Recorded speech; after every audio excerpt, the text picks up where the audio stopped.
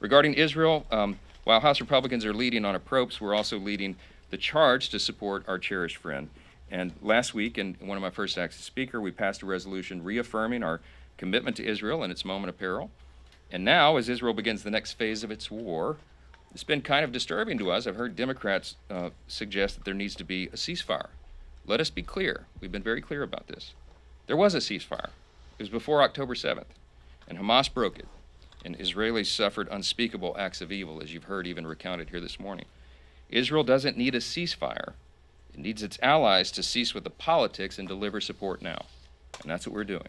House Republicans plan to do that. We're going to do it in short order, and it provides Israel the aid it needs to defend itself, free its hostages, and eradicate Hamas, which is a mission that must be accomplished. All of this, while we also work to ensure responsible spending and reduce the size of the federal government to pay for that commitment to our friend and ally.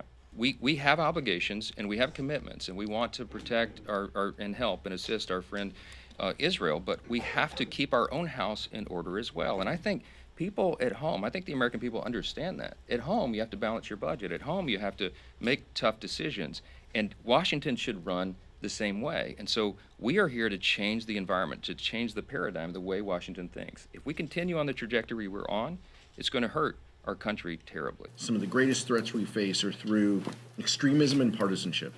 And we're seeing that play out with our new speaker today. This time, they're seeking to condition life-saving aid to Israel for the sole purpose of making it easier for billionaires to cheat on their taxes.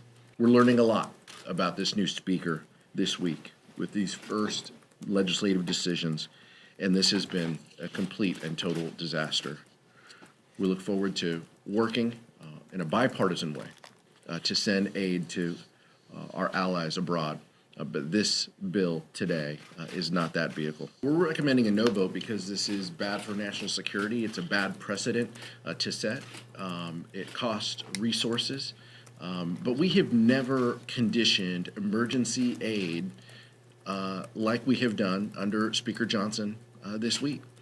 This is wrong. This is wrong for Israelis. This is wrong for the region. It's important that we carry on, our work, that we look to help our allies in this respect, Israel and Ukraine, and making sure that we have robust funding on the humanitarian side too. Some of our policy differences have to do with timing and making sure the fact that Republicans advanced this bill without humanitarian funding is deeply problematic to many of us within the Democratic caucus, and is something that we need to fix within the legislation.